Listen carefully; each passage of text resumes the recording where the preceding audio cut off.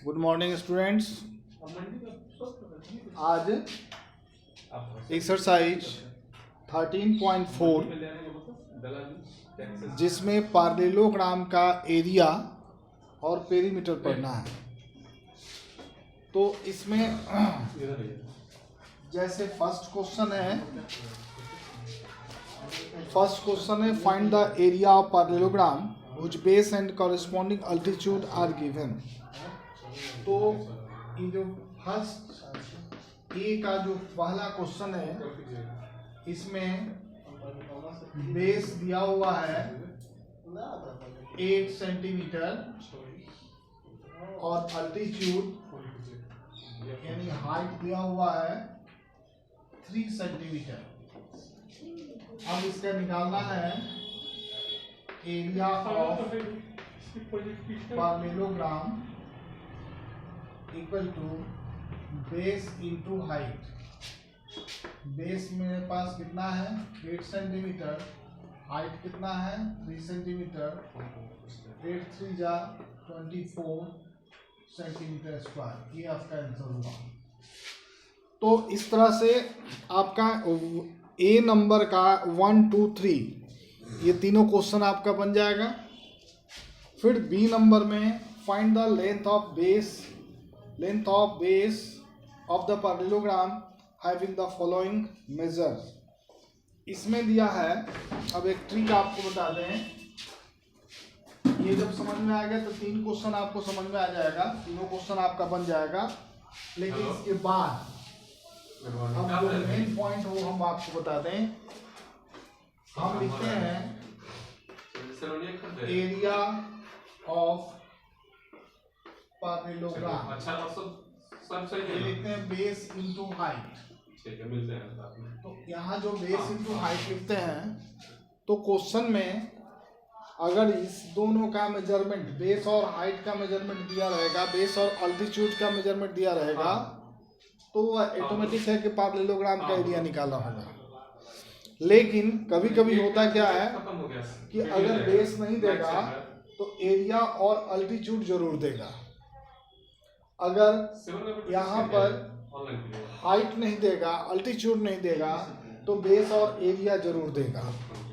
तो एकदम सिंपल सी बात है कि अगर आपको बेस निकालना होगा तो बेस के लिए फॉर्मूला होगा एरिया बाई अल्टीट्यूड, और अगर अल्टीट्यूड निकालना होगा तो एरिया बाई बेस हो जाएगा। तो ये ध्यान में रखना है कि 3 टॉपिक है, area of parallelogram equal to base into height, और तीनों टॉपिक में 2 अगर यह दिया हुआ है तो ये निकालना हुआ। अगर यह नहीं दिएगा तो एरिया और हाइट देगा, अल्टीट्यूड देगा, अल्टीट्यूड निकालना होगा तो एरिया और बेस देगा। बस इसी का खेल इस लेसन में है। अगर इसको आप समझ रहे हैं तो कोई भी क्वेश्चन बनाने में प्रॉब्लम नहीं होगा। तो फर्स्ट नंबर का क्वेश्चन आपका क्लियर हो गया। अब सेकंड नंबर का आइए, बी नंबर के क्वेश्चन में, क्योंकि ये दोबारा बताया जा रहा है इसलिए आप ध्यान दीजिए। बी नंबर में है find the length of the base. Base का लेंथ बताना है, और उसमें एरिया दिया हुआ है और अल्टीट्यूड दिया हुआ है, ठीक है। लेकिन इसमें दिक्कत क्या है, कहीं कहीं मेजरमेंट का दिक्कत है। मेजरमेंट इट मीन्स अगर m² दिया हुआ है और सेंटीमीटर दिया हुआ है तो दोनों को एक ही यूनिट में चेंज करना होगा, यानी मीटर और सेंटीमीटर दिया रहे। जैसे मान लीजिए कि यहाँ पर मीटर दिया हुआ है और यहाँ पर सेंटीमीटर दिया हुआ है, तो इसका मीनिंग आपको स्पष्ट समझ में आ रहा होगा कि 100 यहाँ पर ये 1 मीटर इक्वल टू होता है 100 सेंटीमीटर, याद रखना होगा। अगर यह सेंटीमीटर में दिया हुआ है तो सेंटीमीटर को मीटर में चेंज करने के लिए 100 से डिवाइड करना पड़ता है। इस दिमाग को सेट करना पड़ेगा। जैसे मान लीजिए कि अगर अल्टीट्यूड मीटर में है और हाइट जो है वह सेंटीमीटर में है, ठीक है। अल्टीट्यूड जो हुआ जिसे दिया हुआ है 5 मीटर, और ये जो सेंटीमीटर दिया है वो 10 सेंटीमीटर है। तो ऑटोमेटिक आप देखने में भी लगेगा कि जो बेस होगा वह बड़ा होगा और जो हाइट होगा वह छोटा होगा। तो इस कंडीशन में हम क्या कर सकते हैं, इस कंडीशन में है इस मीटर को सेंटीमीटर में चेंज करते हैं। तो अगर मीटर को सेंटीमीटर में चेंज करते हैं, ये 5 मीटर का मतलब हुआ 5 × 100 कर देंगे तो यहाँ पर 500 सेंटीमीटर हो जाएगा, और ये 10 सेंटीमीटर है, तो दोनों का यूनिट क्या हो गया, बराबर हो गया। तो ये क्वेश्चन में ख्याल करना जरूरी है, ध्यान देना जरूरी है कि उसका मेजरमेंट क्या है। अगर मेजरमेंट में गलती होगी तो आपका आंसर भी गलत हो जाएगा। जैसे एक एग्जाम्पल के तौर पर हम आपको दे रहे हैं, यहाँ पर एरिया है, इसी में का बी का ही क्वेश्चन है। एरिया दिया हुआ है 348 cm² और अल्टीट्यूड दिया है 30 cm। तो यह क्लियर है कि दोनों का यूनिट बराबर है, तो ये एकदम आसानी से बन जाएगा। केवल एरिया बाई अल्टीट्यूड लिख दोगे तो इसका बेस निकल जाएगा। ठीक है। अब दूसरा क्वेश्चन है, एरिया दिया हुआ है 545 cm² और अल्टीट्यूड दिया हुआ है 0.5 सेंटीमीटर। तो यहाँ भी दोनों में सेंटीमीटर है, क्लियर है। लेकिन ये जो थर्ड क्वेश्चन है, बी नंबर का जो फर्स्ट क्वेश्चन था वो हम बताने जा रहे हैं आपका।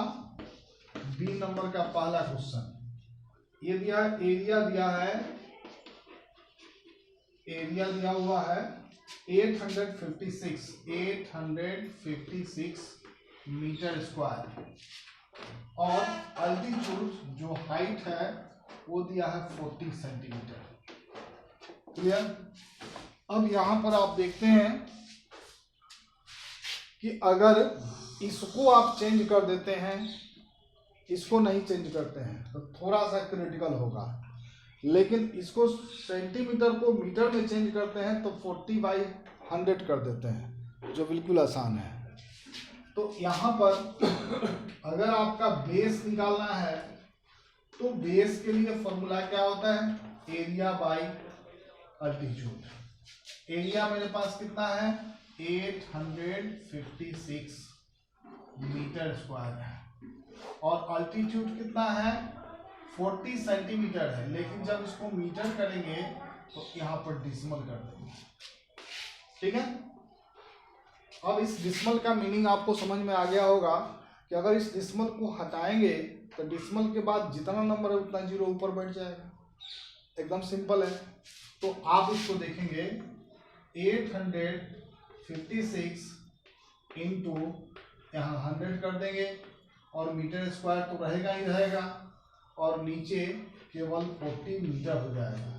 तो इस मीटर से इसका स्क्वायर क्या हुआ, कट गया, और बाकी इस जीरो से इस जीरो को काट दीजिए, और देखिए इस 2 से 2 2 जा 4, यहाँ 5 2 जा 10, और ये 6 जो है इस 2 से कट जाएगा, 2 4 जा 8, 2 2 जा 4 और 2 8 जा 16। अब मेरे पास 428 और 5 रह गया, यहाँ पर 428 मल्टीप्लाई 5 कर देंगे और मीटर लगा देंगे। तो 8 5 जा 40, 4 5 2 जा 10 और 4 14 1 5 4 जा 20 21 मीटर। तो ये हो जाएगा आपका बेस। क्लियर। तो इस तरह से हम एरिया, अल्टीट्यूड और बेस, तीन की जानकारी हमको रखनी है। अगर इस तीन की जानकारी आपको होगी और फॉर्मूला सेट करने का टेक्निक पता होगा तो इसमें दो ही काम करता है। एक तो आप एरिया जानते हो कि एरिया इक्वल टू क्या होता है, बेस इंटू हाइट, और दूसरा एरिया बाई बेस या एरिया बाई हाइट।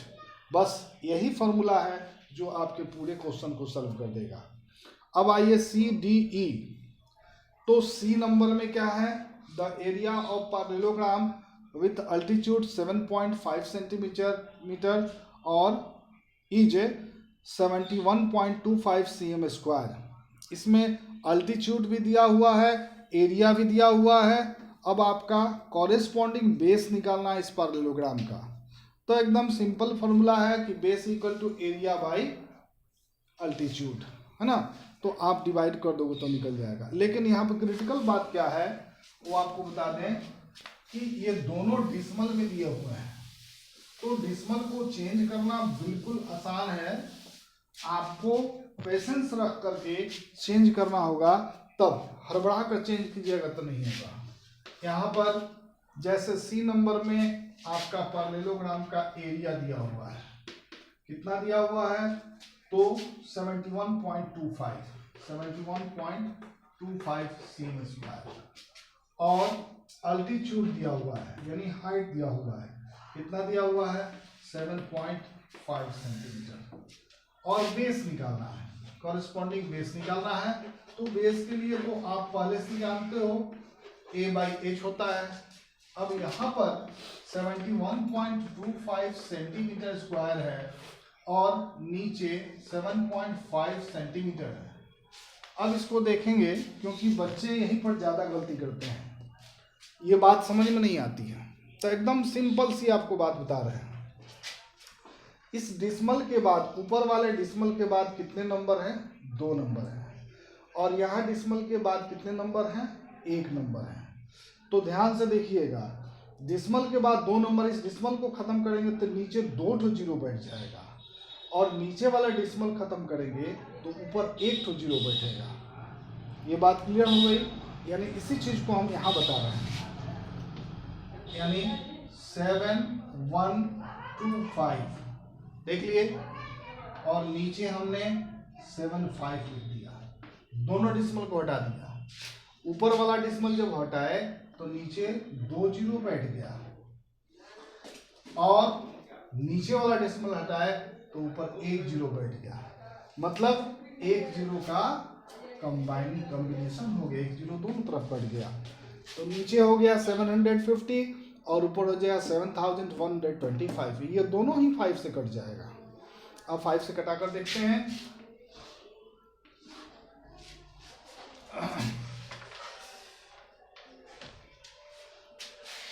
अगर 5 से हम कटाते हैं तब 5 1 जा 5, ठीक है, 2 बचेगा, और 5 5 जा 25, 15 5 जा।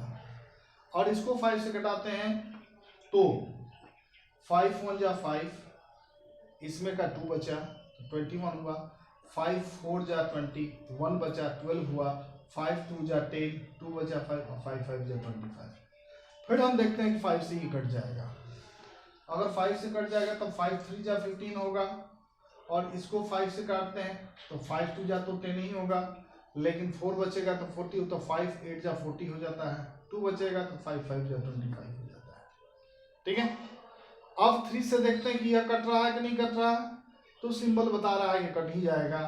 3 से काटते हैं तो 3 9 जा 27 होता है, 1 बचा 15 बचा, 3 5 जा 15 होता है, यानी 95।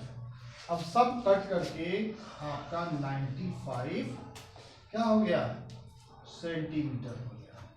ठीक है, ये आपका करेक्ट आंसर होगा। तो जो डिसमल वाला क्वेश्चन है उसको आप ठीक से चेंज करोगे तो गलती नहीं होगी, अगर चेंज नहीं करोगे तो गलती हो सकती है। इस चीज़ को ध्यान में रखना है। इस तरह से डी और ई 2 क्वेश्चन हम आपको दे रहे हैं बनाने के लिए। कल यह लेसन कंप्लीट किया जाएगा। Thank you. Good morning students, class 7 के बच्चे ध्यान देंगे। आज हिंदी में पढ़ना है नया चैप्टर, ये पार्ट 17, चैप्टर का नाम है। गुड मॉर्निंग स्टूडेंट्स, क्लास 7 के बच्चे ध्यान देंगे। आज हिंदी में नया चैप्टर पढ़ना है बूढ़ा कुत्ता, पाठ 17 में है। तो इसमें दिया है जब कोई जानवर या इंसान बूढ़ा हो जाता है तो उसको दूसरे पर आश्रित रहना पड़ता है, दूसरे के सहारे चलना पड़ता है, और उसको शरीर में उतना ताकत नहीं रहती है जिससे वो अपना काम कर सके। तो वही कहानी है। इस कहानी को लिखने वाले राम बिरश बेनीपुरी बहुत ही फेमस राइटर हैं। इन्होंने कहानी लिखा है, इसको ध्यान से पढ़ेंगे तो हम लोग को कुछ शिक्षा मिलेगी इससे। तो बूढ़ा कुत्ता। बार बार दुत्कारने जाने पर भी जब यह कुत्ता बरामदे के बाहर अगले पैर खड़े कर और पिछले भाग को ज़मीन से सटाकर बैठकर धीरे धीरे पूंछ हिलाता हुआ करुण सजल आँखों से मेरी ओर देखने लगता तो मेरी समझ में नहीं आता कि क्या किया जाए। कुत्ता जब आपके दरवाजे पर रहता है तो जब वो बूढ़ा हो जाता है तो वो बूढ़ा चाहे इस जवान में भी वो जब पूंछ हिलाता है आपके साथ लगाव हो जाता है तो वो जाना नहीं चाहता है। बूढ़ा भी हो जाएगा तो आपके ही दरवाजे पर रहेगा। 2 वक्त की इसको रोटी दीजिए, खाएगा और रहेगा। यह कुत्ता बूढ़ा हो गया है। इसकी समूची देह में खौरा लग गया है जिसे अपने ही पंजों से खुजा कर इसने सारे बदन में घाव कर लिए हैं। इसका पेट भी खराब हो गया है। आसपास गंदगी करता रहता है। इसके शरीर से बहुत बदबू आती रहती है। फिर भला कौन इसे अपने बरामदे पर चढ़ने दे, घर में जाने दे। आवारा कुत्ता जो होता है उसका जहाँ तहाँ घूमने के कारण उसके शरीर में बीमारी हो जाता है, जिससे खुजला कर बीमार पूरा शरीर में उसको स्किन का प्रॉब्लम हो जाता है, जिसके चलते हो सकता है और लोगों को ये बीमारी हो जाए। तो लोग अपने घर के दरवाजे पर नहीं आने देते हैं, उससे बदबू भी आता है। ज्यों ही वो किसी घर की ओर बढ़ता है हर मुंह से दुत्कार फटकार बरसने लगती है। तब भी यह नहीं मानता। फिर तो इस पर झाड़ू से, छड़ी से, खराई से, जूतों से मार पड़ने लगती है। मार खाने पर भी यह तब तक मुड़ने का नाम नहीं लेता जब तक कि चोट असह्य नहीं हो जाती। तब कूकू करता हुआ यह बरामदे के नीचे से उतर जाता है, किंतु वहाँ से भागने का नाम नहीं लेता। यह बैठ जाता है। ठुकुर ठुकुर मेरा मुंह देखने लगता है। जब आवारा कुत्ता आपके दरवाजे पर बैठ जाता है, बूढ़ा हो जाता है, तो उसके शरीर में अनेक बीमारियां हो जाती हैं। तो लोग अपने दरवाजे पर नहीं चढ़ने देते हैं। इसको मार कर लोग कितनों मारिएगा, के करके वहीं रह जाएगा। कितनों मार ज़्यादा चोट लगेगा तो बरामदा से नीचे उतर जाएगा, फिर जाके वहीं बैठ जाएगा और आपका मुंह देखते रहेगा, क्योंकि वो असहाय हो चुका है। वो आस लगाया है कि कुछ रोटी मिल जाता तो हम खा लेते। एक मित्र ने कहा, कुचीला खिला दीजिए, मर जाएगा। एक बंदूकधारी बोले, गोली से उड़ा देता हूँ। सोचता हूँ कि इसकी मौत अच्छी होगी, बुरी गत से मौत अच्छी होगी, किंतु चाहकर भी कभी मुंह से हाँ नहीं निकल पाता। हर एक मित्र है जो बोल रहा है कि इसको कुछ जहर दे दीजिए, कोई कहता है बंदूक से मार दीजिए, लेकिन हमारे अंदर से दिल जो आवाज़ देता है वो कहता है कि नहीं, ऐसा काम नहीं करना चाहिए। यह बहुत दिनों से हमारे घर में है। इसका जन्म कहाँ हुआ पता नहीं, इसका बचपन भी कहाँ बीता इसकी भी खबर मुझे नहीं। एक दिन गर्मी की दोपहर में एक मोटा ताज़ा पिल्ला मेरे घर में ना जाने कब घुस आया, खाट के नीचे लेट गया। वह थका हुआ गर्मी से परेशान था। खाट के नीचे ज़मीन से उसे सुखद लगी। वह चुपचाप लेटा हुआ जोर से हाँफ रहा था। मैं खाट पर चैत की दोपहरी में झपकी ले रहा था। एक समान ताल से निकलने वाली हाँफने की आवाज़ से मेरी आंखें खुली। मैंने इधर उधर देखा पर कुछ नहीं दिखा। वह खाट के नीचे दिखा तो मेरी नज़र उसकी चमकती आंखों पर पड़ी। तो उस दिन भी इसकी आंखों में ऐसी ही सजलता और करुणा थी। जब छोटा बच्चा था ये, तो कहीं से आ गया हाँफते हाँफते और मेरे खटिए के नीचे बैठ गया। तो उसकी आंखों को जब मैंने देखा तो मुझे दया आ गई। छोटा उसमें बच्चा ये था, पिल्ला था। इसका शरीर धूसरित था। इसके शरीर पर दांतों के कई घाव थे जिनसे ताज़ा खून टपक रहा था। जब मैंने पुचकार कर इसे बुलाया तो इसकी करुण आंखें आनंद से चमक उठी, किंतु बेचारे की हिम्मत नहीं हुई कि बाहर आए। मैं जाकर थोड़ा इसे बुलाया तो इसकी करुण आंखें आनंद से चमक उठी, किंतु बेचारे की हिम्मत नहीं हुई कि मैं थोड़ा जाकर दही भात ले आया और खाट के नीचे रख दिया। उसे खाकर यह लेट गया, फिर खाट पर सो गया। तो ये जो जानवर है, ये कुत्ता बच्चा था, कोई इसको बड़े जानवर जो है इसको काट लिए थे, इसे खून पकड़ा था और ये डरा डरा सहमा हुआ था, छोटा था, इसलिए आकर मेरे पास खटिए के नीचे बैठ गया और इतना डरा हुआ था, बुलाने पर भी वह नहीं आता था। लेकिन जब उसको खाने के लिए दिया गया तो खाकर वहीं पर वह लेट गया और सो गया।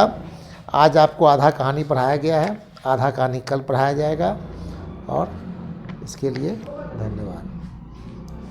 अब बंद कैसे होगा?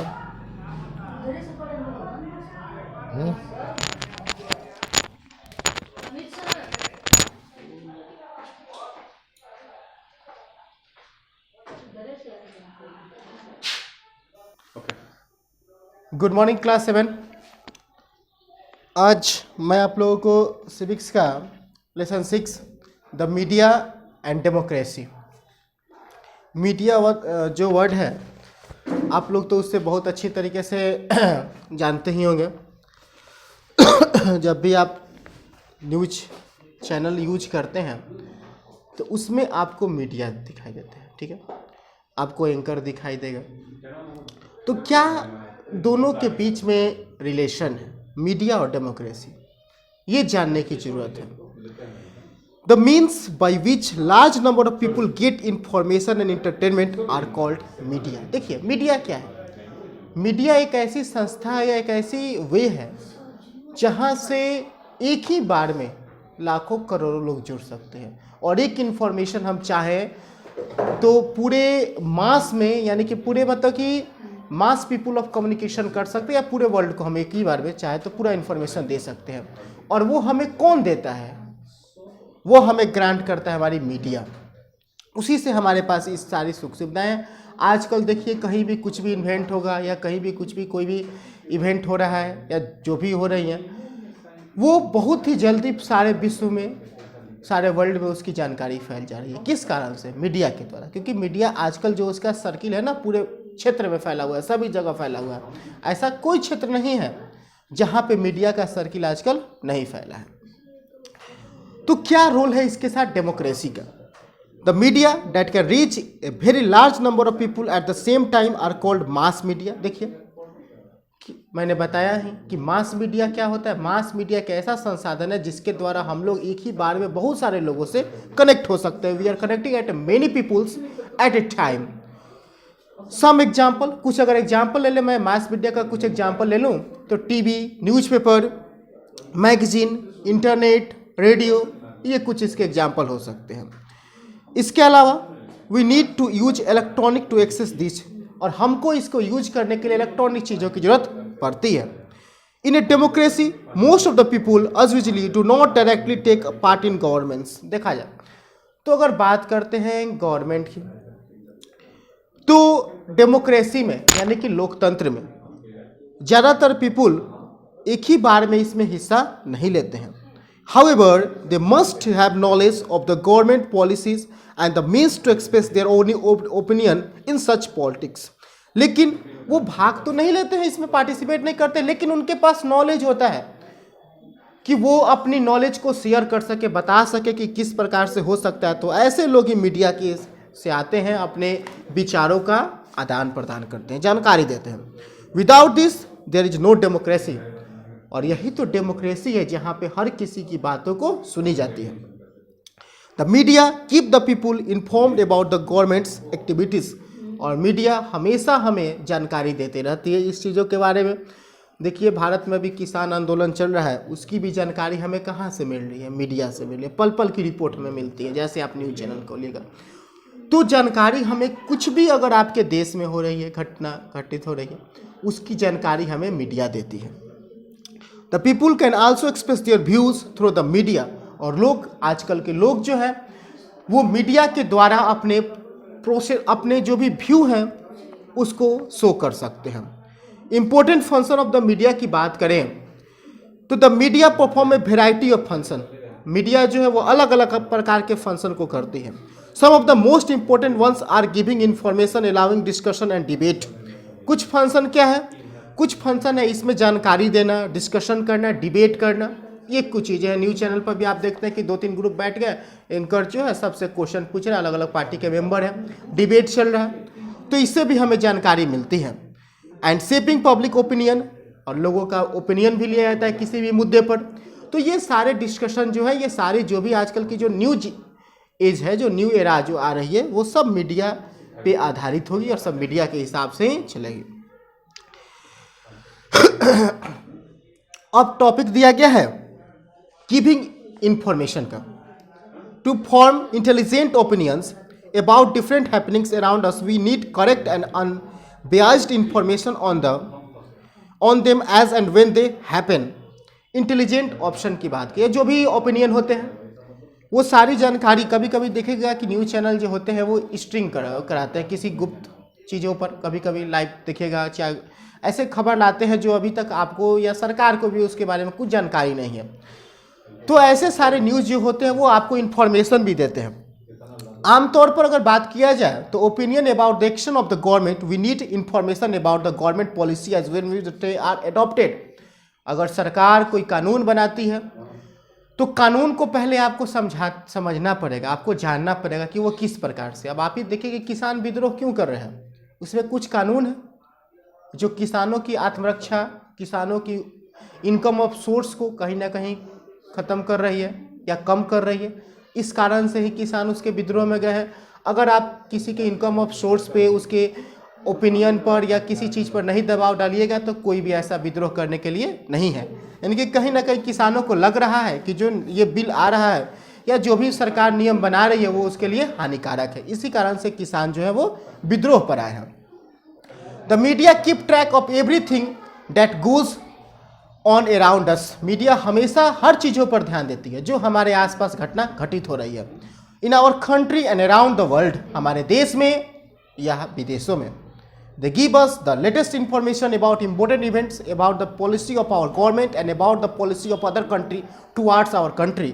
जनरली मीडिया जो होती है वो हमारे क्षेत्र में हमारी सरकार हमारे देश के लिए क्या कर रही है उसकी जानकारी देती है। साथ में दूसरे देश के लोगों का विचार हमारे देश के प्रति कैसा है उसकी भी जानकारी हमें न्यूज से ही प्राप्त होती है।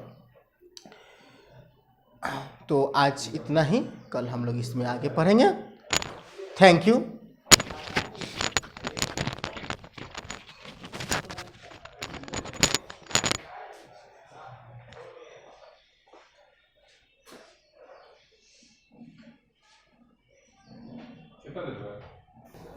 भाई ये क्लास 7 के लिए तो बात करेंगे हम artificial method of propagation. Artificial, कृत्रिम, यानी अपने से बनाया हुआ। तो vegetative propagation is a simple, fast and less expensive method of plant propagation. Vegetative propagation जो है ये क्या है, सिंपल है, कैसा है, फास्ट है और लेस एक्सपेंसिव, बहुत कम कीमती है, मतलब साधारण है। It is there for commonly use for horticulture and agriculture. इसका जो उपयोग करते हैं हम हॉर्टिकल्चर या एग्रीकल्चर के लिए यूज़ करते हैं। The technique use are stem cutting, हम स्टेम को काट के लगाते हैं, layering, grafting and tissue culture, 4 method है। स्टेम कटिंग, स्टेम मतलब तना को काट के लगा दें, जैसे गुलाब है, अड़हुल है ना, तो उसके काट करके लगा देते हैं। हाँ, एक कुछ चीज़ और याद आया मुझे, शुगर कैन के भी स्टेम को काट के लगाया जाए तो लग जाता है। In this method cutting of the healthy young branch of plant having leaf bud in plants in the moist soil, cutting develop root and grow into new plants. This method is used to propagate plant like the bougainvillea, chameli, rose and sugar cane. Hibiscus में भी यही बात है, अड़हुल में भी यही बात होती है। तो इसमें क्या होता है कि डाल काट दें और डाल, एक कॉमन बात सुनो भाई, डाल काट के लगा दें, तो डाल काट के लगा देंगे तो क्या होगा, स्टेम कटिंग होगा। अब layering, in layering the young branch is bent towards the ground and covered with the moist soil forming a layer. After some time roots develop into converted plant। क्या होता है कि हम लेयरिंग में जो mint होता है, जस्मीन है, इन सब को क्या करते हैं कि कट कर देते हैं, और कट करके हम क्या करते हैं वहाँ पर मिट्टी बांध देते हैं। जब मिट्टी बांध देंगे तो मिट्टी में क्या है, बैक्टीरिया है, बैक्टीरिया है तो उस पार्ट को सड़ा देगा और वहाँ से रूट डेवलप करने लगेगा। ठीक है, जो रूट डेवलप करेगा फिर ब्रांच को काट के हम लगा देंगे, तो इसको कहते हैं हम layering. After some time root develop from the covered part, the branch then cut up from the parent plant and allowed to grow into the new plant. This method is commonly used to gardener to develop plant like jasmine, vine and begonia, vine, grapes. Grafting में होता है क्या कि दो तरह के plants लगा देते हैं। यहाँ देखो एक ग्राफ्ट काट करके लगा के और फिर उसको बंडल बना दिया जाता है, एक बहुत अच्छी कॉमन मेथड है। Grafting is a common method used by horticulture to develop new variety of ornamentous plant and fruit tree. नया तरह के एक न्यू वेराइटी का प्लांट बनाते हैं हम लोग इसमें। In this method the bud और cutting with bud is one plant called share scan is kept over the cut stem and root is called stall. The scion and stock are then formally tied together. फिर cutting को हम क्या करते हैं, एक साथ बांध देते हैं। फिगर देख रहे हो आप फिगर देख लो, यहाँ पर फिगर है, ठीक है। The care is to be taken that stock has an extensive root system under the soil. After some time the tissue of the stock and second join together in form a new plant. The stock supply the essential nutrients to the second. Grafting is common method to develop new variety of guava, mango, lemon and orange. ये technique use करते हैं। Advantage of artificial propagation: plant mature earlier than those plant which are produced by seed. एक बात है इसमें क्या फायदा, advantage मतलब होता है फायदा। तो फायदा क्या है, तो सबसे पहला फायदा है कि जो प्लांट से बहुत जल्दी मेच्योर हो जाते हैं। अब देखो ऐसा है कि एक आम का पेड़ लगा दोगे ना, तो वो करीब 15-20 साल में क्या होगा, 15-20 साल में वो जर्मिनेट होगा, फिर वो क्या होगा, बस ये आम देगा। लेकिन अगर हम एक खास किस्म आइए, बहुत फेमस किस्म है आम्रपाली को अगर आप लगा देते हो तो आई थिंक कि 2 साल में ही आप आम खा लोगे। इस साल लगाए तो अगले साल नहीं, उसके नेक्स्ट ईयर मतलब 20 में लगाए तो 22 में आप आम खा सकते हो। इतनी माने फास्ट सर्विस है। तो इसमें इसी टेक्निक का यूज़ किया जाता है। This method can be use to produce disease free plant. इस टेक्निक से होता है डिजीज फ्री प्लांट बनते हैं। By this method the plant can be propagate indefinitely without variation. तो इसमें बिना किसी वेरिएशन के प्लांट क्या होता है, बहुत अच्छे हो जाते हैं। Disadvantage of artificial vegetable. अब एक बात है, एडवांटेज तो अच्छाई तो है, बुराई भी क्या है। The plant do not have the genetic variation. Plant में जेनेटिक वेरिएशन, भाई एक बात देखो, मुझे बताओ कि तुम अमरूद खाए हो ना, तो अमरूद जो लोकल खाते हैं हम लोग, वो क्या होता है, उसमें टेस्ट होता है। लेकिन बड़ा वाला अमरूद जो मिलता है, बहुत बड़ा शेप का मिलता है, उसमें क्या होता है, कोई टेस्ट नहीं होता है। हाइब्रिड जिसको हम बोलते हैं बड़ा वाला, तो जेनेटिक वेरिएशन इसमें क्या होता है, अंतर पड़ जाता है। In many plant are produce but in may result over crowding the lack of nutrients. ये बड़ा तो होगा लेकिन इसमें क्या होगा, न्यूट्रिशन के भी कमी हो जाएगी। Only few individual plants are produce from the parent plant. केवल कुछ ही प्लांट्स होते हैं वो पेरेंट प्लांट से अलग होते हैं। टिश्यू कल्चर एक बहुत न्यू टेक्निक है टिश्यू कल्चर, है ना। तो in tissue culture method a small piece of tissue called explant is cut off the growing tip of the plant. एक प्लांट से हम एक छोटा सा टिश्यू कट करते हैं। The cell of tissue are separated and kept in a nutrients medium. The cell of the tissue divide rapidly and form an organized cell mass called cellus, and this cellus transfer into another nutrients medium containing plant hormones. एक छोटा सा tissue काटते हैं, काट के क्या करते हैं, हम उसको लगा देते हैं। जैसे ही लगाएंगे तो वो डेवलप करेगा, ठीक है, कल्चर सॉल्यूशन में डालेंगे, वो डेवलप करेगा और डेवलप करने के बाद क्या होगा, एक प्लांट्स बन जाता है। The plants so form are grown in pots filled with soil, Spirogyra, Cheiroxanthemum, orchid and many other plants are grown by this method. अब एक बात है, advantage of vegetative propagation. Vegetative propagation is rapid, easy and cheap method of plant propagation vegetative methods क्या है भाई? बहुत तेजी से, इजी, आसानी से, और चिप, बहुत सस्ता माध्यम है। Such plant take less time to grow. ऐसे प्लांट क्या होते हैं, बहुत कम समय लेते हैं बढ़ने के लिए। दे beer flower and fruit early. इसमें फूल और फल क्या होते हैं, जल्दी लग जाते हैं।